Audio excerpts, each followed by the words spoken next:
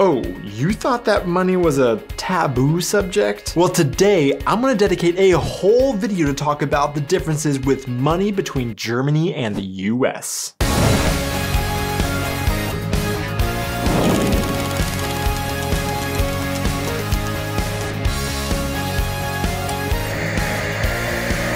Hey guys, and welcome back to our channel. I am Donnie, and along with my wife Aubrey, we are two Americans currently living in Germany with our baby, sharing all of our experiences living and traveling throughout Europe. Moving to a new country is often thrilling, exciting, shocking, fun, and beautiful, but then sometimes it is also complicated, boring, and well, maybe can make you wish that you wouldn't have ever moved. Well, at least that can be the case when you have to learn an entirely new system for paying bills, doing your taxes, and working to earn an income. However, today, I want to turn these mundane subjects into the subject of today's video and share with you some of the most interesting ways that we have discovered culture shocks in the way that Germany talks about money, pays their taxes, and handles bills compared to Americans. So that's exactly what I'm going to talk about today in our video.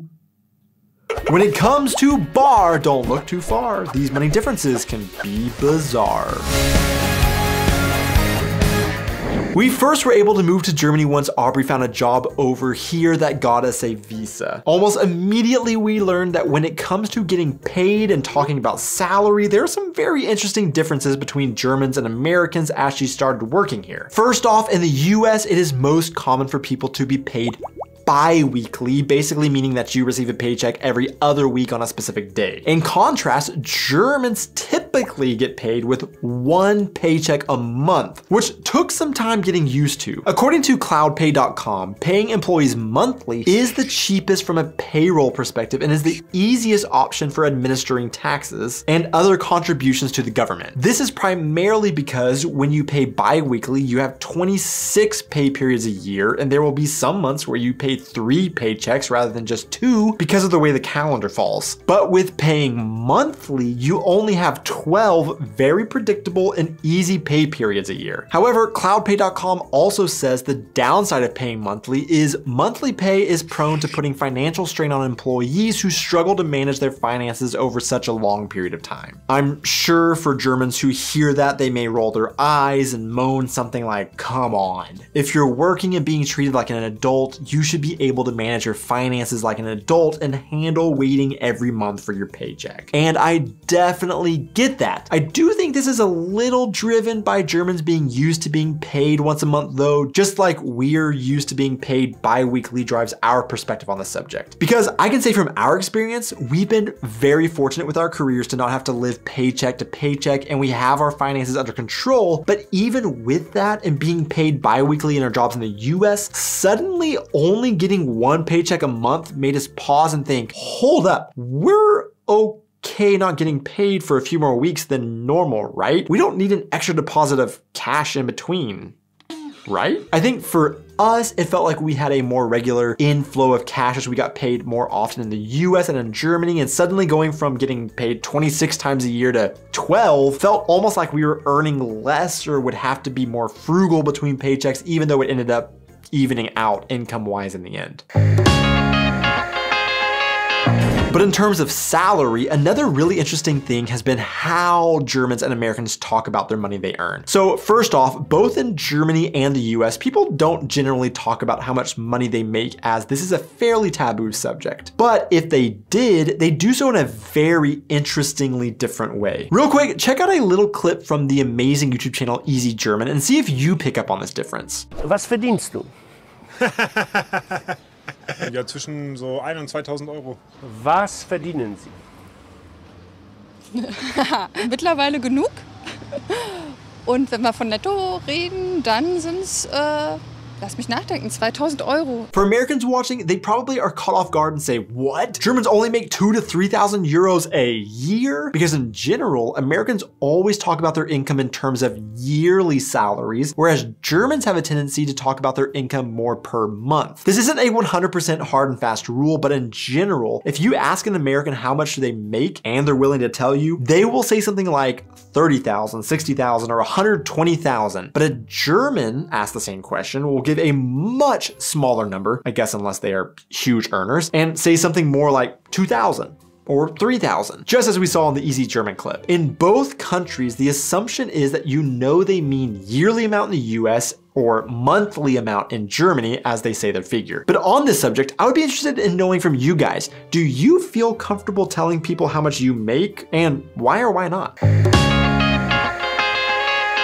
Real quick, I want to remind you guys that there is a link to our merch shop in the description below. And also, of course, I want to give a huge shout out to our patrons for continuing to support our channel over on Patreon. If you would like to know more ways that you can support our work, I will leave a link to our Patreon page in the description below that you can check out. But also, if you just simply hit that like and subscribe button, it goes a super long way for us. So thanks so much for doing that. A new year always means new taxes, but when you pay your taxes is very different in both Germany and the US. And I don't just mean the time of year, although that is also different. I actually mean what year you are paying is the biggest difference. So for this year, 2023, Americans are currently preparing their taxes for the previous year, 2022. However, in Germany, they are just now getting around to paying for their 2021 taxes. How does this impact us personally? Well, the US is very weird in that it is nearly the only country in the world that no matter where you live or in what country you earn your income in, they want you to pay taxes in the US on it, leading us to actually be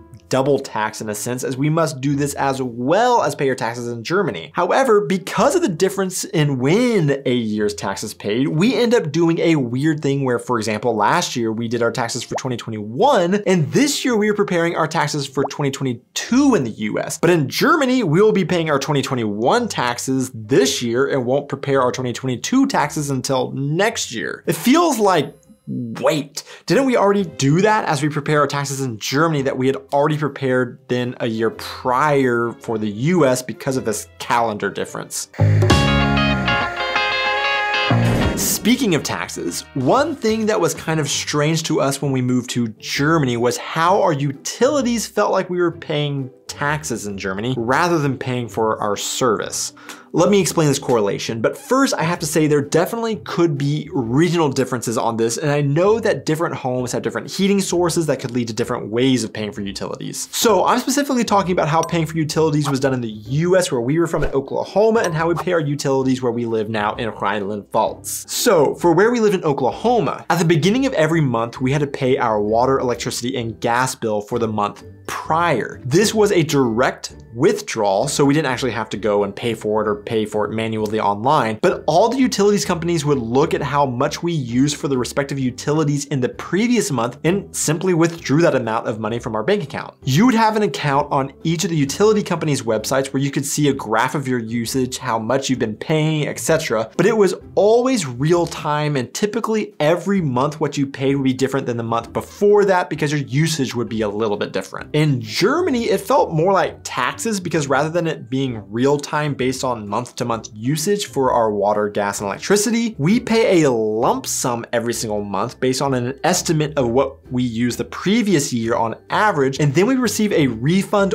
or a bill at the end of the year for what we actually used the entire year. So kind of like a tax refund, if you will. For example, when we moved into our new house a year and a half ago, the utility company pulled a random euro amount based on their data of what 2 adults and a baby should be using, and that same amount is automatically withdrawn from our bank account every single month. Then, in the case of this year, we just received a letter in the mail after they read all of our meters and calculated our actual usage compared to what we had been paying through the year, and then they told us that we overpaid 1,000 euros and we would be receiving that back. The utility company re-looked at how much we used, and now we have a new monthly estimation, an average payment we must make every month this year until the end of the year, when they will once again look at our actual usage and determine if we will get a refund or if we will owe them more money. So to be honest, what I'm not a fan of this system is how we pay the same amount every month, meaning in the winter when we are using, for example, a ton more gas to heat our home, we are paying the same as in the summer when our gas usage is dramatically reduced. Of course, it could be the other way around. I'm actually paying less in the winter and I've kind of helped cover the cost of the winter heating in the summer, or I would at least just much rather have to not worry about at the end of each year if I'm going to have to owe more money or not for utilities, because I've just been paying for what I've been using throughout the year like I did in the US. But I would of course be interested in hearing your thoughts on these two systems in the comments below.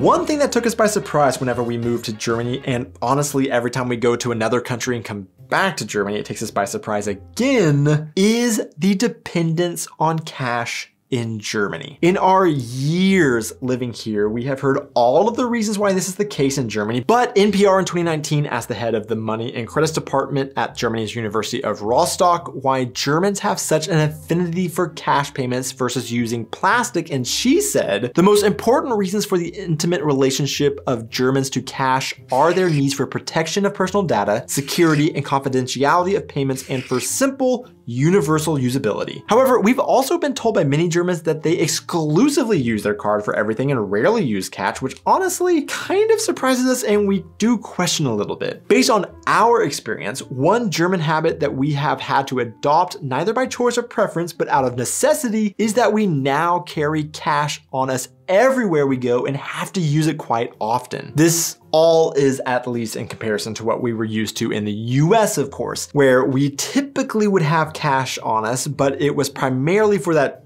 just in case moment if something happened and we either lost our credit cards or couldn't use it. So this cash mostly just stayed in our wallets collecting dust. Now that we live in Germany, we very frequently come across restaurants or stores that only take cash, and therefore we must always keep some cash on hand so that we can make sure we are able to pay for our goods. According to the same article by NPR from earlier, a 2017 study by the country's central bank, Deutsche Bundesbank, said Germans carried an average of 107 euros in their wallet. It is also far more than what Americans carry. 3/4 of respondents in a US bank survey said they carried less than $50, and 1/4 said they keep $10 or less in their wallet. Often we have family or friends come visit from the US and we forget to tell them they must bring euros, so they just bring their cards just like they would in the US, and we have countless stories of them being shocked at how many places they aren't able to pay for their souvenirs or food because these German stores have no way of accepting card payments. Now, to be fair, this has changed a little since COVID, and a lot of places that once were cash only have sort of been forced to start taking cards so that money isn't physically exchanging hands. However, we've also seen a large trend of places in our area that, although they move to cards, only will accept German debit cards or EC-Karte and won't accept credit cards. And this experience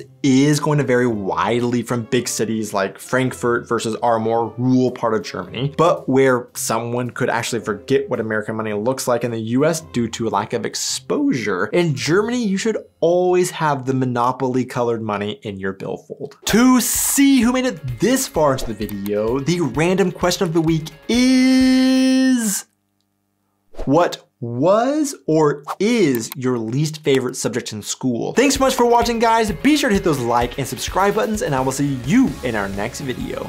Whole video to talk about the differences with money between the Germany. Gosh, not the Germany.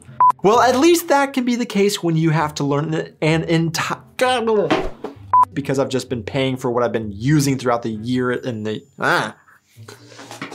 said Germans carried an average of 100